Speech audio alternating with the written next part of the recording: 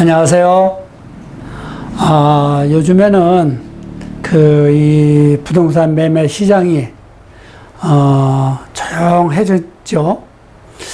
이유는 이제 이 얼마 전까지만 해도 갭 투자를 하기 위해서 나오시는 분들이 좀 있었는데, 요즘에는 이제 이 갭 투자 하시는 분들도 이 양도소에는 두 번째 치고 취득할 때에 취득 등록비가 많이 들어가기 때문에 또 쉽게 결론을 내릴 수 없는 그런 상황인 분들이 많고요. 그렇지만 그것을 감수하고도 매입을 하시는 분이 종종 있습니다. 이 얘기는 이제 나름 이 일산 아파트에 관심을 가지고 볼 때 현재도 저평가되어 있고 앞으로의 5년 내서 10년을 보고 간다라고 그러면 본인의 이 투자 금액에 비례해서 수익성이 크게 나올 거라고 생각을 하기 때문에 선택을 하는 거라 이렇게 생각을 합니다. 그리고 또 이 실수요자 이러한 분들이 지금 움직이고 있죠.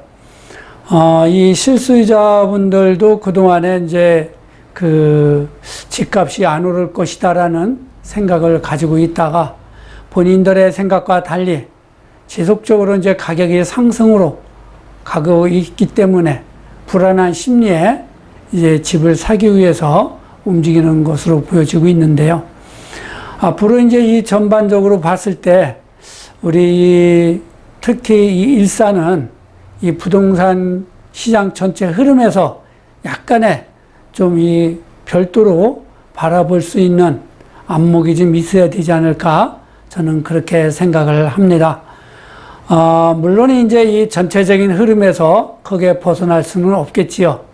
하지만 일산 같은 경우에는 현재에도 이 매매 가격을 보면 일기 신도시 다른 지역에 비례해서 상당히 저평가되어 있는 상황입니다. 정말 이 개발 호재라든가 교통 호재라든가 이런 것들이 좋음에도 불구하고 이렇게 저평가되어 있다는 것은 아마도 제가 볼 때는 다시 한번 또 급상승을 하는 시기가 있지 않을까 저는 그렇게 보고 있습니다. 현재 일산 같은 경우에는 이 GTX A 노선이죠. 이것이 2023년도 개통 예정이라고 하지만 1, 2년 늦어진다고 하더라도 이 GTX A 노선이 제일 처음으로 개통을 하게 되는 곳입니다. GTX가 개통이 되게 되면 아마 부동산에 큰 지각 변동이 분명히 올 거라고 저는 그렇게 보고 있고요. 또 특히 일산 같은 경우 그동안의 이 저평가로 인해서 가격이 상당히 낮게 형성이 되어 있던 아파트 가격들이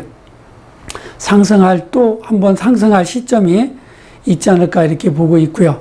또 현재 이 대형 개발 사업들이 정말 이 정상적으로 진행이 되고 있는 것이죠. 이 테크노밸리 같은 경우도 21년도 12월에 착공을 한다는 소식을 얼마 전에 전해드렸을 겁니다. 이 테크노밸리가 착공이 되고 기업 입주 시점이 24년 정도 된다라고 했을 때에 일시적으로 한 번에 많은 인력이 들어오지는 않겠지만 점차적으로 기업들이 들어오면서 인구 유입과 또 이 고부가가치의 생산성 이러한 것들로 인해서 고양시가 경제적 자독조시로서 발돋움을 할 수 있는 정말 좋은 계기가 되는 것이죠. 이 테크노밸리 하나만 가지고도 이 경기 북부 이 바이오메디컬 중심축으로서 경제적 자족도시로 우뚝 서게 될 겁니다. 그와 더불어서 또 현재 진행 중인 CJ 라이브 시티 이것도 건축 허가는 났는데 아직 내부 사정이 어떤지는 모르겠습니다. 공사 시작을 언제 할지 아직 이러한 내용을 알 수가 없기 때문에 그거는 조금 더 지켜봐야 될 것이고, 또 방송 영상밸리 단지 같은 경우도 기공식을 일단 했습니다.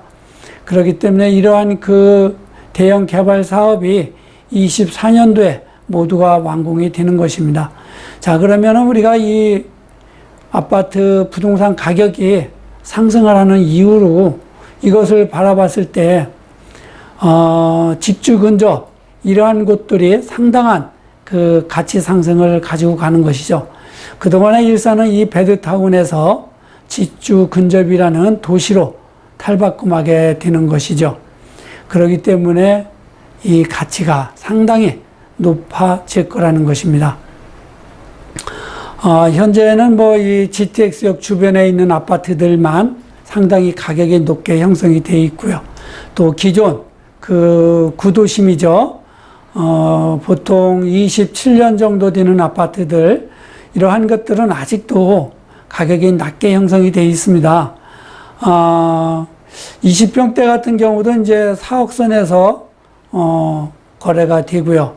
또 27평 같은 경우에는 6억에서 6억 5천, 7억 이런 식으로 나옵니다. 또 32평 같은 경우에는 선호도가 좋은 쪽은 8억 5천, 9억 정도에 나오고요.